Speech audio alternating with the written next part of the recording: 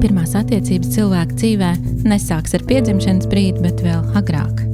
Tās veido pamatu visām dzīves pārējām attiecībām, tā skaitā attiecībām pašiem ar sevi. Raidieraksts Pirmās attiecības ir manas, Vitas Kalniņas sarunas ar dažādiem speciālistiem, arī maniem kolēģiem un dažādām reālām mammām par pirmo attiecību veidošanu ar mazu bērnu. Sveiks, brīnišķīgais klausītāji!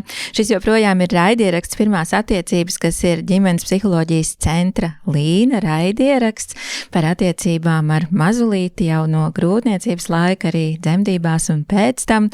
Un es esmu Vita Kalniņa, psiholoģa, psihoterapijas speciāliste. Šodien sarunāšos ar pirtnieci, ar pirtnieci Ivetu Pičukani, un mēs runāsim ne tikai par pirti, bet jo īpaši runāsim arī par pirtīžām, kas tas ir, kas tad tur īsti notiek ar mazulīti un viņa vecākiem, ko tad šādā notikumā var piedzīvot, ko var iegūt sev, un varbūt vēl tikai pavisam mazs komentārs, ko gribu šeit iestarpināt, iespējams, ja esat lasījuši manu grāmatu Pirmās attiecības cilvēka dzīvē, kas šobrīd ir pilnībā izpārdota un top 2. grāmatas atjauninātais izdevums. Ja esat vienalga šo grāmatu lasījuši, tad iespējams, ka zinat, tur ir arī tāda nodaļa par dziedinošo vanniņu, un šeit es tomēr gribu uzsvērt, ka dziedinošā vanniņa nav tas pats, kas pirtīžas. Tas nav tas pats, to īsti nevar apvienot vienā pasākumā, un tas nebūtu jāapvieno vienā pasākumā. Kas ir dziedinošā vanniņa, lasiet manā grāmatā, kas ir pirtīžas, manuprāt, brīnišķīgi, iejūtīgi, aizraujoši mums izstāstīs šodien Ivita. Klausamies! Sveiks, brīnišķīgais klausītāji! Es esmu Vita Kalniņa, un šis ir ģimenes psiholoģijas centra Līna raidieraksts Pirmās attiecības. Šodien pie manis ciemos ir, es teikšu ļoti personīgi, mana mīļā pirtniece Ivita Pičukani, kura, arī mamma un pēc profesijas arī māsa. Par to mēs visi šodien parunāsim, bet vispirms paldies, ka tu atnāci, Ivita. Paldies! Es nezinu, vai tu zini, ka es visiem jautāju vienu pirmo jautājumu, un tas jautājums ir sekojošs. Vai tu vēl atceries, kas tu gribēji kļūt tad, kad tu biji maza meitene? Jā, atceros. Es gribēju kļūt par aktrisi. Bet bija viens bet. Es skolā slikti mācījos krievu valodu, un aktieriem bija jāmācās dzejoļi krievu valodā. Un tas bija no tā iemesla, kāpēc es par to aktrisi pārstāju domāt. Tiešām? Jā. Tiešām bija jāmācās krievu valodā dzejoļi?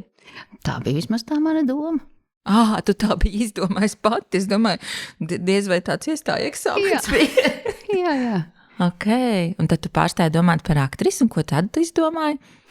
Tik un tā, man jau tā dzīvē gribās visu laiku kaut ko spēlēt un turpināt spēlēt. Es sapratu, ka vēl viena joma, kuras var spēlēt, tas ir dzīve kā tāda. Bet, ja tā nopietni, tad man vienmēr ir interesējis kādam palīdzēt, un tā ir medicīna. Un tā vienmēr bija tomēr tāda arī sirds lieta blakus, un tā viņa arī pa dzīvi ir gājusi, jau vairāk kā 30 gadus. Un tu uzreiz jau izlēmi mācīties par māsu, tā arī aizgāji, izmācījies, vai kā tas bija?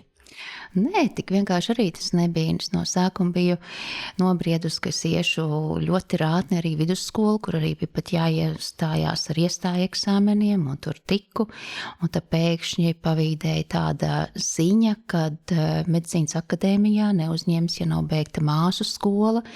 Un tad es pēdējā dienā paspēju vēl iestāties māsu skolā.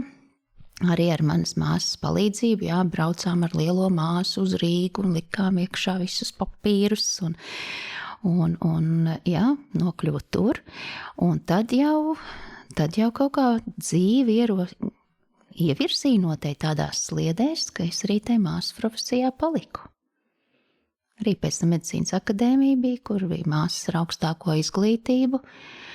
Un tā bija arī tāda, es pat teicu, laba izvēle savā laikā. Un līdz šim brīdim ar tādu interesi par to un vēlmi tajā būt. Jā, interese ir, vēlme ir gan izmainījies situācija kā tāda. Šī medicīnas sistēma, kas ir tagad, tā vairs nav tā, kurā es biju agrāk, tad, kad zāle bija zaļāka un debesis zilākas, bet tagad es pat teiktu, ir kaut kur grūtāk tajā sistēmā nostāvēt.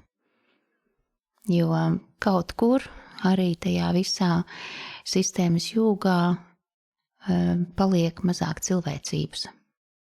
Tu vairāk strādāji pieaugušiem, tas pieaugušo vai arī ar bērniem? Ar bērniem arī bija, jā. Sākums bija pats sākums bija ar jaunsmušo patoloģijām.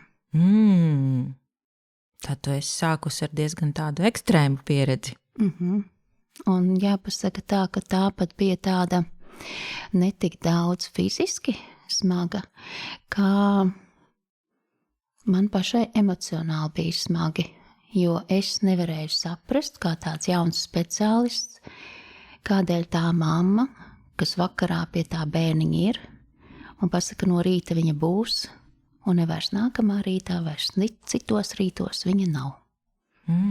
Un tie bērniņi tika pamesti ļoti daudz, un jā, tas man bija tāds smags, tāds pat pārdomu laiks.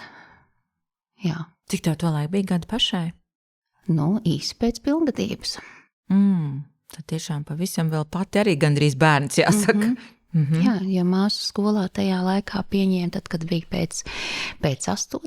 klases, kas tagad būtu pēc 9. klases, un tad jau faktiski tie jāsaka, vēlīnie pusauģu gadi jau pagāja ar profesijas apguvi, dzīvošanu atsevišķi no vecākiem un dzīves skarbības atpazīšanu. Pašai sava bērna tev vēl tad nebija? Nē, es pagaidīju. Un vai tā pieredze, kur tu piedzīvoji tādā darbā, kaut kā ietekmēja to tavu kļūšanu par mammu, būšanu par mammu?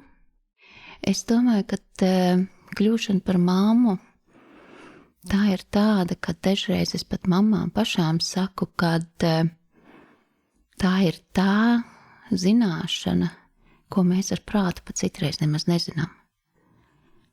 Ka tad, kad mēs kļūstam par mammu, mēs uzreiz attopamies, ka jā, mēs zinām, mēs protam. Tā būtu tā informācija, kas ierakstīta šūnu līmenī. Jo kā tas var būt, kad nav jau tāda mammošanas skola, tētošanas skola, jo tā skola jau ir tikai tad tiek atvērta, kad tas bērniņš ir rokās. Tikai tad sākās īstā skola. Citam labam skolniekam pietiek ar vienu bērniņu, tad viņš labi mācās. Tas, kas ir tāds sliktāks skolnieks, vai viņam vairāk jāmācās, tad viņam dod otru bērniņu. Nerunāsim par tiem, kam ir 3, 4 un vairāk. Oi, tik slikti es mācījos. Es arī. Jā. Cik tad tev viņi ir? Man ir tikai 3. Tikai. Jā, jo meita ļoti ilgi prasīja, ka kā tas var būt, ka viņai ir tikai 2 brāļi, bet katram brālim ir māsa un brālis. Jā, sarežģīta matemātika, bet jā, tā ir. Labi, kurā brīdī tad tu sāki meklēt kaut ko vairāk? Jo es tā pieņemu, es nezinu, es neesmu vēl ar tevi par šo nekad runājusi, ka acīm redzot tā bija kaut kāda vēlme ieskatīties kaut kur dziļāk, tālāk, kaut ko vēl ieraudzīt, piedzīvot, vai arī nē, es nezinu, tā ir man tāda fantāzija par tevi. Kādā ziņā pieredzēt, piedzīvot? Es domāju, kad tu sāki meklēt kaut kādas vēl zināšanas, kas varbūt atnāca caur pirti, caur varbūt vēl kaut ko es nezinu. Tas, kas man ir raksturīgs tas, ka es esmu vēlējis bērnus saviem vecākiem. Un līdz ar to man nebija šīs iespējas tā būt tik tuvu pie brāļa, pie māsas, jo es jau biju tas maziņais. Un padomju laika arī ir ar to, kur nav tik vienkārši ar tikšanu bērnu dārzā un to socializēšanos. Un līdz ar to es ļoti labi socializējos ar vistām, pīlēm, tomātiem, cūkām, visādiem tādiem, es pat teiktu, lauku darbiem. Un tas, kas bija man raksturīgs, es ļoti daudz staigāju, Jā, paņēmu suni, gāju, un es vienmēr lasīju kaut kādas tējas, zālītes, un man brālis dažreiz teica, reku atkal zāļu vecenīti nāk. Jo es atkal biju kaut ko sasējusi un paņēmusi un salasījusi, bet mums arī tas bija vienmēr mājās, ka mums uz istabas augu žāvējās dažādi augi, ko tik vajadzēja, aizgāja, paņēma. Un tad tā doma kaut ko arī izzināt vairāk, viņa vienkārši visu laiku ir paralēla. Kā var teikt, no bērna kājas. Jā. Varbūt arī tā ir tā manis ieliktā, es pat teiktu kaut kāda tāda dzīves misija arī palīdzēt, jo tas arī mans stāsts, kā es rados, tad mammai bija jāizvēlās vai nu operācija, vai nu grūtniecība. Un tā es rados. Un visu dzīvi es arī šo te virzienu eju, kad ir kaut kas ir vēl paralēli, kad ir kādam jāpalīdz. Bet arī tās pašas intereses, tad, kad es strādāju pēc bērnu jaundzimušo patoloģiju nodaļas, tad es pēc tam iegāju hemodialīzes, jeb mākslīgās nieras nodaļā. Un tur atkal man šis stāsts man pašai atvēra durvis ar mazliet citu sfēru, kas ir paralēli medicīnai un dzīvošanai, paralēli fiziskām norisēm, kad ir arī kaut kāda cita pasaule. Un tur es šo pasauli sāku redzēt savām acīm. Un tas bija no sākuma tā drusciņ dīvaini, kad nāk kaut kādi cilvēki, un es viņiem eju pakaļ, un viņi pēkšņi man pazūd, un pēkšņi tas cilvēks nomirst. Un tad beigās es sāku saprast, ka es to paralēlo pasauli redzu. Un man nebija bailes, un man joprojām nav bailes, jo es visu laiku zinu, ka viņas ir līdzās. Un tas, kas ir arī bērniņa dzimšana un cilvēka arī aiziešana, tur visu laiku šīs pasaules ir blakus. Un tādēļ, mēs it kā par dzimšanu priecājamies, par nomiršanu bēdājamies, bet patiesībā jau tas ir vienkārši dzīves posms. Tā kā tas arī paralēli ir bijis, tad kaut kur, klausoties dažādus cilvēkus, piedzīvojot arī dzīvi kā tādu, savu pieredzi savā dzīvē, tad es arvien vairāk sāku ticēt sev, ka tas viss ir klātesošs. Un nav tikai fiziskais augums, tur ir arī dvēsele. Nav tikai fiziskais augums un dvēsele, tur ir arī emocijas. Un viss šis ir ļoti, ļoti saistīts. Un viņš nav, ka viens otru izslēgt. Un arī tāpatās, es pat teiktu, arī tas, kas ir cilvēka ticība. Kad kam viņš tic, tad arī viņš var vienlaicīgi ticēt vairākām lietām. Un arī tur nav tādas stingras robežas. Labi, un kā tad tu līdz tām pirtīm tiki?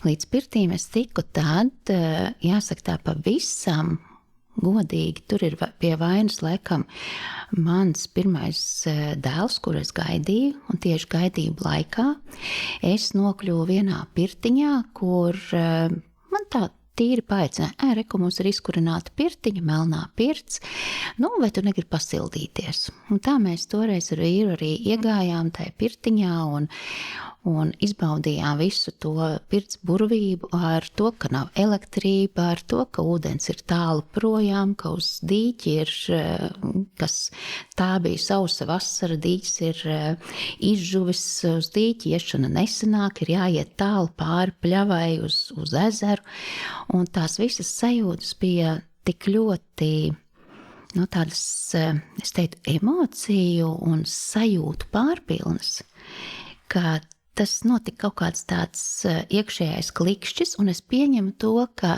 tiešām tur ir arī šis gaidību laiks, bijis tas, kas ir iedevis to iespēju just dziļāk, just, es pat teiktu, tā pārpasaulīgi druscītiņās, ar visām tādām uzasinātām maņām.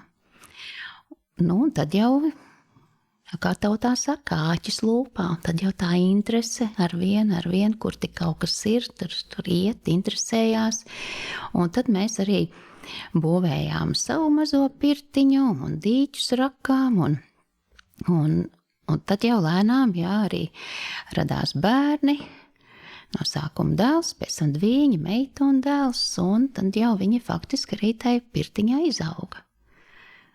Rūdījās, auga, mācījās pirtī dabas pieskārienu, mācījās pirtī arī dzimumu audzināšanu, jo tur gāja visas paudzes, visi dzimumi, visi savējie. Un cilvēka norises ar gadiem, kas notiek, kā viņš mainās, to visu bērni jau gluži netīšām redzēja. Kuru tu mācījies par pirtnieci? Jo droši vien, ka ir tā, ka arī jābeidz kaut kādas, skolas, vai ir certifikācija pirtniekiem vispār? Kā tas ir? Certifikācija vēl pagaidām nav, bet varbūt būs. Bet tas, kas ir ar skolām, tad vislabākā skola jau ir tā, kas ir caur savu pieredzi, caur savām sajūtām. Un tad, kad tu saproti, kas tas ir, tad gribās arī citam to dot.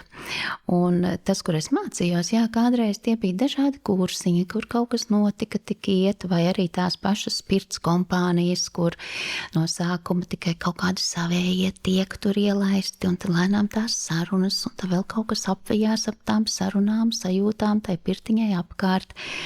Un tad man bija aicinājums, tad, kad tā, kas ir vienīgā akreditētā pirts skola par eksāmenu komisijas priekšsēdētāju man tur uzaicināja, un tad es lēnām iefiltrējos arī šajā tieši jau tā kā mācību procesā, jo no sākuma es biju tikai kā eksāmenu vadītāja, bet pēc tam bija aicinājums arī vadīt anatomiju, fizioloģiju, kas ar tiem cilvēkiem tai pirtī tā īsti notiek, kā pasargāt pirtnieku un kā nenodarīt ļaunu arī tam cilvēkam, ar ko strādā. Un kāpēc? Kāpēc mēs kaut ko darām, kā tas, varētu teikt, tas fizioloģiskais izskaidrojums, un arī, starp citu, emocionālais.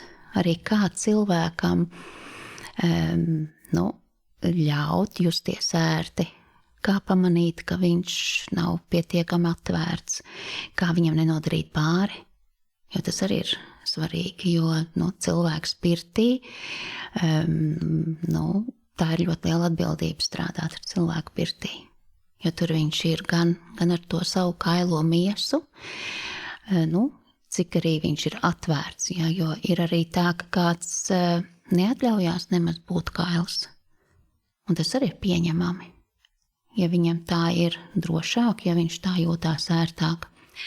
Un tāpēc tad pakāpeniski es arī pati šo skolu beidzu. Par pirtnieku un pirtsmeistaru, man ir diploms ar valsts ģerbonīti, man ir reģistrs valsts ieņēmuma dienestā, ka tiešām es esmu tas, kas drīkst tur arī strādāt. Un paralēli man ir vienmēr palīdzējušas visas medicīniskās zināšanas, medicīniskā pieredze, kas nav pretrunā, bet tikai papildinoša.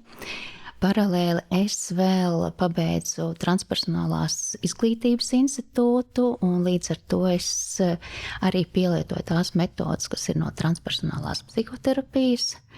Un tas viss ir tāds, kad ir fiziskais ķermenis, tad ir tā cilvēka tā emocija pasaule, tad ir enerģētiskais, un tad ir arī kaut kas šis kas ir pārpasaulīgais, tas, kas ir jau lauks, sistēma. Tas viss darbojas kopā. Es vispār tevi aicināju šodien, ka mēs runāsim par pirtīšām, un par tām mēs noteikti arī runāsim, bet kaut kā man sagribējās tev tomēr pajautāt vēl soli pirms, jo mana tā sajūta pirtī ir, kad tu ej tai pirtī, kā tas pirtojamais, es nezinu, kā to sauc pareizi, kā to cilvēku. Pirtsmīlis, laikam. Pirtsmīlis, jā. Jā, citi sauc par pirtsmīli, citi sauc par klientu, bet man liekas, ka ne, tas klients vārds. Klients tāds atsvešinātāks jā, liekas, tad uzreiz vai ne? liekas, ka tas ir pakalpojums, un tad es izpildu pakalpojumu, un viss iedodu čekiņu, un paldies, bet parasti tas notiek kaut kas. Tas ir attiecības, jā. Nu, es īstenībā arī to savu darbu kā attiecības vairāk redzu, un arī to tavējo, un, nu labi, tad tas pirtsmīlis, ka viņš iet tai pirtī, nu īstenībā, jo viņš kļūst savā ziņā par tādu mazu bēbīti, kur tad ir tāda liela mamma, kura iedod viņam to, kas varbūt viņam ir trūcis kādreiz arī tai bērnībā, un kas viņam trūkst arī tagad, šeit un tagad pieaugušo pat dzīvē, kur joprojām tas iekšējais bēbīts tur tā kā prasa kaut ko. Un būtībā manās sajūtās, tas droši vien ir arī viss kaut kas vēl daudz cits, bet manās sajūtās tā ir tāda mammošana tam iekšējam bēbītim. Ko tu par šito domā? Kādam jā. Tad tas ir man tā. Es pat neteiktu, ka jā, tikai ka kādam būtu. Tas var būt kādā vienā posmā, kad gribās to mazo bērniņu atmodināt, kādā posmā atkal gribas atmodināt to pieaugušo sievieti, kādā posmā gribas atjaunot un kaut kādu tādu kā arī kaut kādu neatkarīgu būtni, kas vispār liekas kaut kas cits. Bet tas, kas notiek tajā pirtī, jā, tā ir pirmkārt no manas puses. Es nekad pirtī neieeju kā meistars ar paceltiem pirkstiem, ka tikai es jums teikt parādīšu, kas man viss ir. Jo es pirti tiešām salīdzinu ar virtuvi. Un tas, kas ir virtuvē mums ir dažādas garšvielas. Bet tad, kad es vāru ēdienu, es pielieku tikai to garšvielu, kas man tajā brīdī ir vajadzīgs, un tikai tik daudz, cik man ir vajadzīgs. Ja es paņemšu visus savus instrumentus, visas savus garšvielas, šitā zupa būs neēdama. Un tas pats notiek arī pirtī, ka noķer to klātesamību un būt kopā ar to cilvēku tieši tajā mirklī, tas, kas viņam ir vajadzīgs. Un es neko nedodu un nevaru iedot lieku vai kaut ko arī lieku paņemt. Tas viss notiek tikai cilvēka paša, tādās, es pat teiktu, rāmīšos, ka cik viņš var iedot, tik viņš dod, cik viņš var paņemt, tik viņš paņem. Un tikai tad, kad viņš, tas gan ir viens, kur ir šī te uzticēšanās. Un tad, tas kuruper, vienalga kā viņu nosauksim, ja viņš uzticās un viņš ir gatavs ņemt, tad tai pirtniekā notiek kaut kas tāds, ka viņš ir gatavs dot vēl un vēl un vēl un vēl. Un tā jau ir pilnīgi cita došana. Bet kaut kad ir tas, kad ir jāuzasina tā visas maņas un jāsaprot, ka šitas, ko tagad viņš grib, varbūt viņš tagad grib būt par bēbīti, bet vai viņam vajag šī brīdī ļaut būt par bēbīti? Varbūt, ka tas viņu iegrūdīs vēl dziļāk, kad, nevienmēr, Bet tā vairāk ir tiešām tāda, es pat teiktu, pret jebkuru cilvēku cieņa, tā, lai viņš jūtās droši, tas, kas mums visiem ir vajadzīgs, droši, un, kad šī momentā es tiešām esmu tikai ar viņu, manas domas nelēkā kaut kur projām, un tas laikam arī ir tas pats vērtīgākais, kas tajā mirklī var tāds notikt, Jā, es visu laiku mēģinu noformulēt, būtībā tas tavs darbs ir tāda pavadoņa loma, pavadonis kaut kādā ceļā, kur tas cilvēks dodās, un tu tad viņam kaut kā paskaties, kas viņam vajadzīgs, kā viņu labāk pavadīt. Jā, tas tāds būtu. Un es pat teiktu, ne tik daudz tas cilvēka ceļš, kā tādas dvēseles ceļš.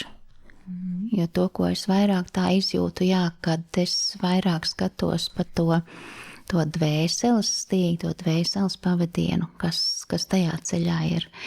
Un, ja kāds grib pirtī atnākt, lai viņam nomazgā netīrumus, tad pie manis nevar nomazgāt netīrumus, es viņu sūtu uz dušu vai vannu. Ja kāds grib pie manis nomazgāt grēkus, vai lai es viņam notīru grēkus, tad es viņu sūtu uz baznīcu. Bet to, ko es daru, es atrodu katrā cilvēkā vismaz vienu pērli, un es sāku pulēt šo pērli.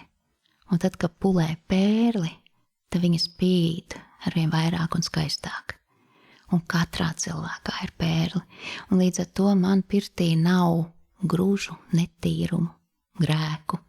Man pirtī ir pērļu putekļi. Un tā ir drusciņ cita filozofija. Jā. Pastāst, ko tu zini par to, ka kādreiz sievietes zemdēja pirtī? Tu noteikti par to kaut ko zini vairāk nekā es. Kāpēc, kā, ko, kas tas vispār bija? Es jau neesmu tāds īstais vēsturnieks, bet, ja mēs paskatāmies tīri, kā tas senos laikos bija, cilvēki dzīvoja saimēs, cilvēki dzīvoja lielās ģimenēs, mājas nemaz nebija tik siltas.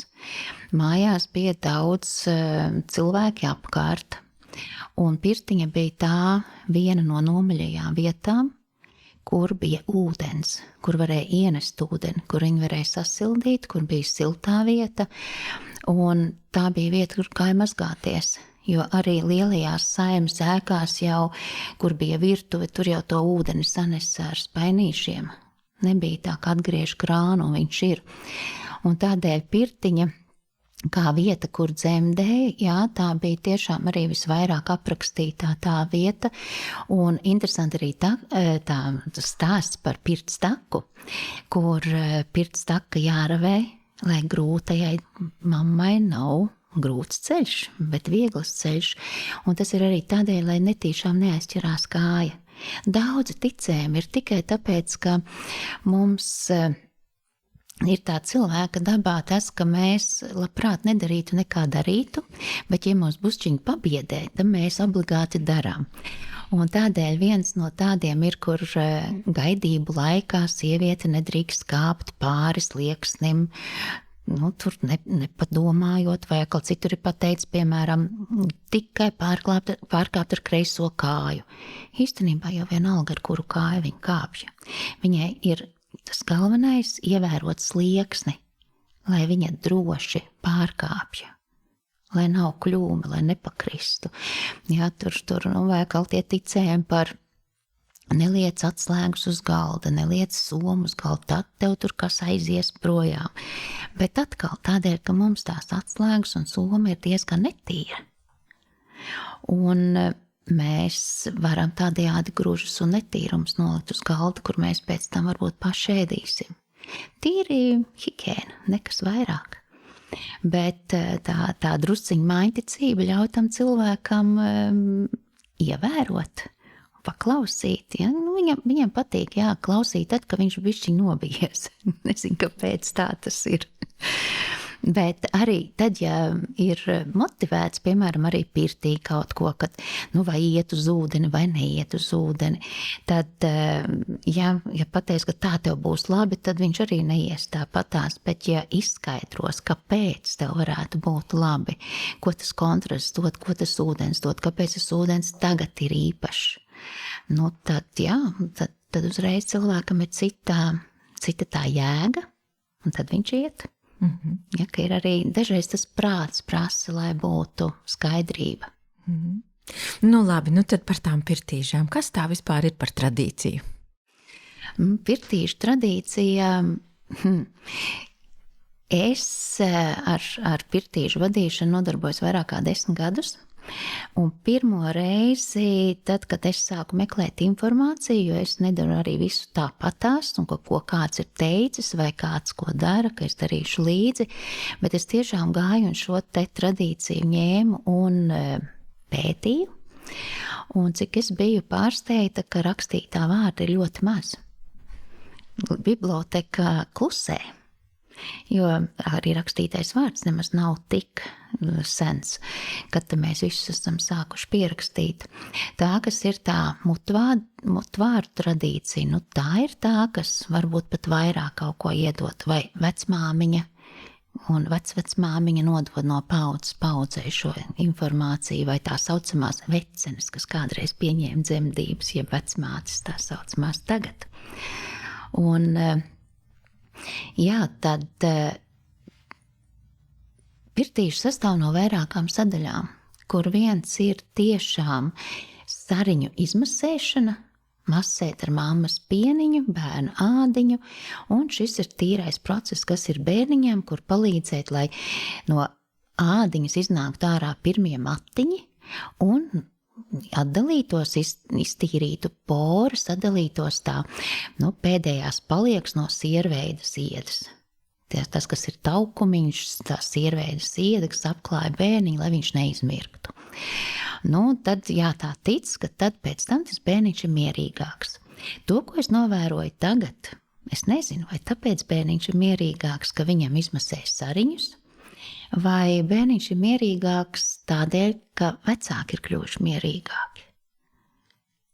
Jo tā nākamā sadaļa, kas ir pirtīžās, tas ir darbs ar mammu, kur rūpēties par mammu, mammai pateikt lielu pateicību, lielu paldies viņas augumam, viņas arī šim tīri emocionālajam visam stāvoklim. Un tad iedot stiprinājumu dzīvot tālāk. Un atgriezt viņu pie tā, ka viņa ir, nestoties to, ka viņai ir iedot jauna loma būt mammai, bet šī dzīves teātrī neviens nav atņēmis pārējās lomas. Viņa turpina dzīvot, turpina spēlēt arī tās. Un tādēļ, tā ir atkal tā sadaļa mammai, kas pienāk tāds tā kā klāt bez tā, ko senatnē tikai veids tās pirtīšas. Un šeit jau ietilpst rūpes par mammu, kur mammai izmasē vēderu, kur mammai noslēdz visu šo dzemdību procesu, kur ir ļoti daudz sarunu par to, kas tad tu pati esi. Un kas ar tevi notiek, un noslēgt vienu posmu un atkal atvērt nākošajam posmam. Tās bieži arī ir sarunas tādas, kur, tās dabīgās dzemdības beidzās ar ķeizargriezienu, kur ļoti bieži mammas saka, šī eksāmenā es izgāzos, man neiznāca tā, kā es gribēju. Un tad mēs runājam par to, kas tad ir tas ķeizargrieziens, un ka tas arī ļoti skaists stāsts. Jo arī ķeizargriezienam ir, viens no stāstiem ir tāds, kas ir patiesais mīlestības stāsts, kur ķeizars, kad viņam dzima mantinieks, kas ir ļoti svarīgs, viņš ļoti mīlēja savu sievu. Viņš tik ļoti mīlēja savu sievu, ka viņš tām biedajām večām teica, dariet visu, bet viņai ir jādzīvo. Un tad arī tapa tas pirmais ķeizargrieziens, kas ir arī nosaukums ķeizars, dzimst ķeizars. Tad, lai nebūtu tikai tā, ka ir bērniņš dzīves, bet ir arī mamma dzīva, tad kā patiesais mīlestības apliecinājums bija šī te ķeizargrieziena rēta, ķeizargrieziens grieziens kā tāds un piedzima kaut kas īpašs. Un tas ir arī tas, ko es stāstu, ka tavs bērniņš ir īpašs. Un no ķeizargrieziena rētas ir nevis jākautrēs, bet gandrīz vai jāiet un visiem jārāda, ka man uz vēdera ir pašas laimes pēdiņu nospiedums. Un tas nozīmē, ka tu neesi viena. Arī mūsdienās, kad daudzi bērniņi nemaz neatnāk pie mums vai ar sarežģījumiem nāk, tad arī šis iznākums, kas ir ķeizargrieziens, ir patiesībā ļoti skaists iznākums un mīlestības pilns. Un tā nav izgāšanās eksāmenā, tāpat ir vēl lielāka drosme, ka pieņem to, ka notiek kaut kas pilnīgi citādāks nekā es ieplānoju. Un es spēju tajā mirklī pieņemt to lēmumu, kas tam brīdim ir pats vērtīgākais. Un tas ir skaists stāsts. Un tad ir tā trešā sadaļa, ka kādreiz nebija tētis klātesošs, bet tā ir pateicība tētim. Tā ir pateicība tētim par to, ka viņš ir robežas sargs un robežas sargātājs tai neredzamajai robežai, kas ir dzīvība un nāve. Un ja mammai mēs ņemam bruņas un aizsardzības mūrus nost, tad tētim mēs atkal to aizsardzības, tādu kreklu tiek uzvilkts, un viņš to nesā visu mūžu. Un arī tas, ka tētis ir ļoti svarīgs un senos laikos, jā, dzemdībās nepiedalījās vīri, jo viņiem bija cita loma, un viņi arī dabūja pildīt visus tos darbus, kas ikdienā jādara, un agrāk arī robeža bija tālāk. Gan redzamā, kaimiņi mums bija tālāk, mēs viņus reti kad pat redzējām, un mūsdienās viss ir pienācis tuvāk, un ap 90. gadiem, kad Latvijā ienāk šī tāda novitāte, ka tagad dzemdībās drīkst piedalīties arī tētis, tad tas ir arī sakrīt ar to laiku, kad arī tā neredzamā robeža dzīvība nāve ir pienākusi tai sievietei tik tuvu, ka vīrietis ir robežsargs. Dzemdībās cīnītāja ir tikai sieviete. Neviens cits viņas vietā to nevar darīt. Arī mediķi ne, arī dūls ne, arī tie, kas blakus ir. Viņa ir galvenais cīnītājs. Bet tētis ir tas, kas ir robežu sargātājs. Viņš ir līdzās. Un tā ir tā lielā pateicība gan vienam, gan otram. Un starp citu arī vīrietim būt līdzās kā vīrietim, kā karotājam un nedrīkstēt karot. Un viņš nekaro, bet viņš tikai sargā robežu. Būt līdzās, būt redzēt, kā otrs cīnās, un būt ar šo savu klātesamību. Tādēļ arī lūk šī kur ir, pateicība tētim par dzemdību posmu un pateicība tētim par klātesamību pēc dzemdībām, pateicība topošajam tētim par to, ka viņš spēj izturēt arī to sievieti, kura gaida. Jo tas arī nemaz nav tik vienkārši. Tas, enerģijas ir diezgan un hormoni tādi, kad jāsaka vienam otram, kad brīnums, kā viņš to visu ir izturējis. Par to viņam pienākās balva. Tad, ja tāds vīrietis ir blakus, tad ir vērts viņu paturēt. Vismaz šai dzīvei. Tad ir tādi 3 posmi, kam jūs ejat cauri. Es pat teiktu, ir vēl viens posms. Un vēl viens posms ir apzināšanās dzimtas turpinājumam. Jo, druscītiņ tās mūsu vadītajās pirtīžās mums pienāk vēl viens klāt, tāds, kad no krustabām elementi, kur katram bērniņam jau ir mamma un tētis, katram tētim ir mamma un tētis, katrai mammai ir tētis un mamma, un tā 9 paudzes aiz muguras. Tikko kā dzimta redz, ka šitie būs pietiekami viedi, pietiekami stipri, šie būs tik stipri arī, teiksim, arī fiziskā plānā, kad dzimta iedod savu ģenētisko materiālu, dzimta iedod savu enerģiju, dzimta iedod savu viedumu un atļauj šim bērniņam būt. Un tad, kad šis bērniņš ir, tad automātiski šie jaunie vecāki kļūst par dzimtas turētājiem, un viņi jau ir kā viens posmiņš, kas savienos 9 paudzes aiz muguras ar 9 paudzēm uz priekšu. Un tas ir ļoti daudz. Un tā ir ļoti liela atbildība. Un tur ir vajadzīgs arī tas dzimtas, tas spēks, enerģija, ko dzimta dod. Un dzimta šo enerģiju nedod no paudzes uz paudzes, viena paudze tikai. Tā enerģija jau tiek dot arī pāri daudzām paudzēm. Un tad arī tādu cieņu, pateicību arī tiem, kas mums ir aiz muguras. Kad apzināties, ka viņi ir mūsu, un dažkārt arī uz pirtīšām tiek atvests vecmāmiņas kaut kāds tur vai darināta jostiņa, vai mums ir bijusi vecā tēva vijole, mums ir bijusi vecmāmiņas rakstītā grāmata, mums ir bijis tāds kaut kāds eļļains darbarīgs, ko vectētiņš ir, lai savu maizīti nopelnītu lietojas. Tā ir arī tā, ka daudzreiz arī nereti gatavojoties pirtīšām, nereti gatavoties šim rituālam, tieši ir pat vairāk stiprināts šīs saites, kas ir paudžu saites, un nereti ir notikušas tās, pārunas un dalīšanās. Tad kas tad mums ir bijis? Kas tad ir tas mūsu dzimtas spēks, mūsu dzimtas vērtība? Un tāpēc tas ir kaut kas vairāk.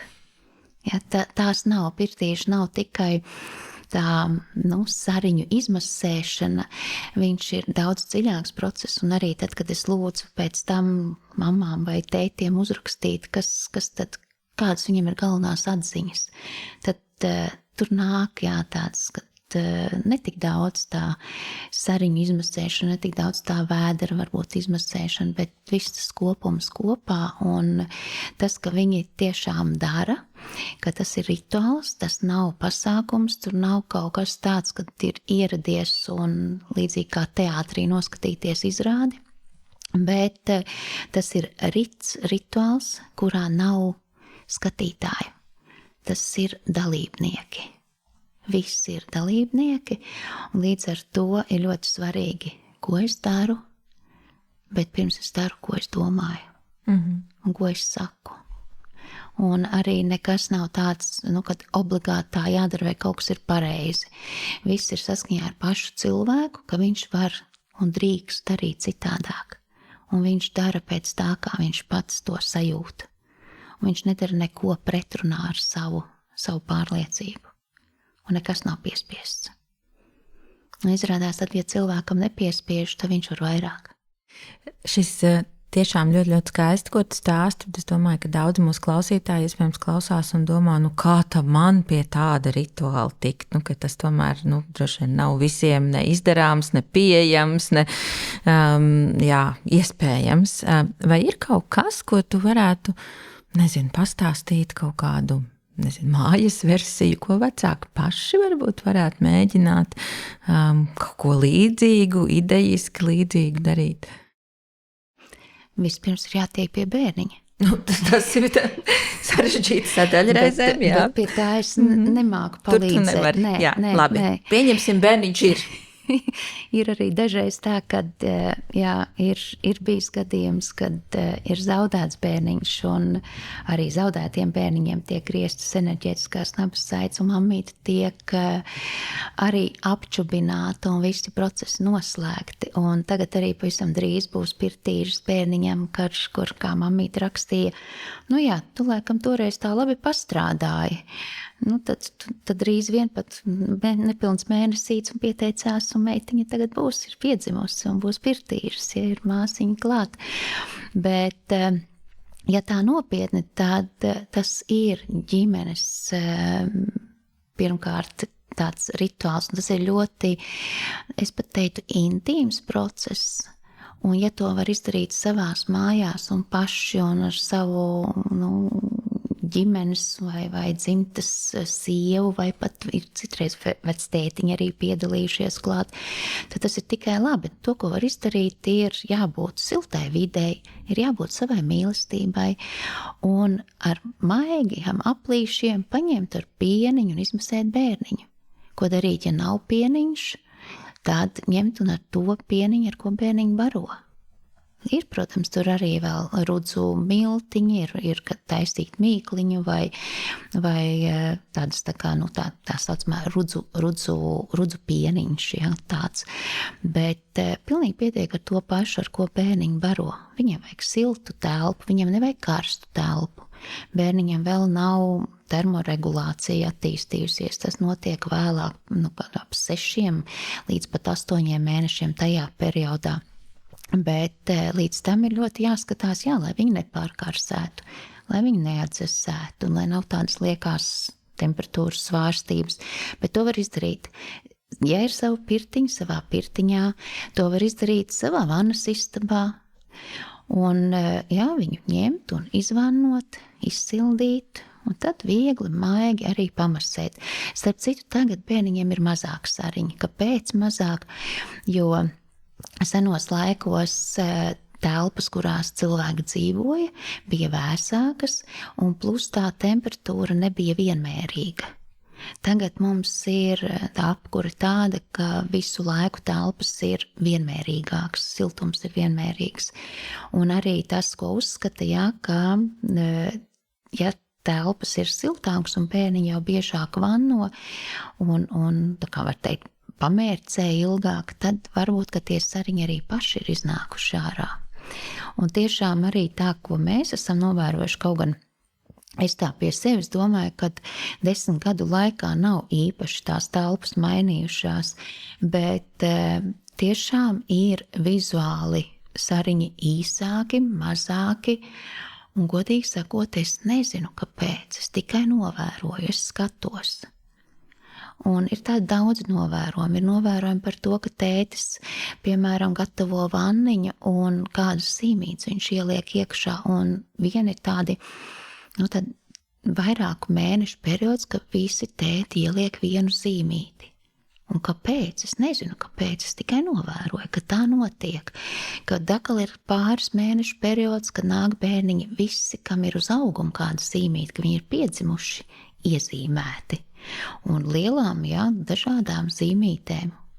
Bet kāpēc? Es arī nezinu. Es atkal varu novērot, es varu redzēt, un pēc laika varbūt arī atnāks tā atbilde. Man nav atbilžu. Bet atgriežoties uz to, kad kā var izdarīt mājās ar mīlestību. Ar mīlestību, ar maigumu, ar pieskārienu. Un tas arī būs tas pats labākais. Mums ir arī bijis, kad ir pieteikušies uz pirtīžām un pēc tam satraukti mamma zvana, ko lai es daru, man vecmāmiņa izmasēja bērnam sariņus. Es saku, ļoti labi, ka to izdarīja. Un ja to var izdarīt vēl vecmāmiņa, tas ir vēl labāk. Viņa mūsējā to izdarīja. Un viens no tiem uzskatiem arī ir, ka tas ir, ka bērniņš ir pārkāpis šai te zonai pāri, ko arī saka, tu esi tagad mūsējais, tu esi šeit, tu dzīvo šeit. Un tā ir ļoti liela, es pat teicu, liels gods, kad mūsējie paši to var izdarīt.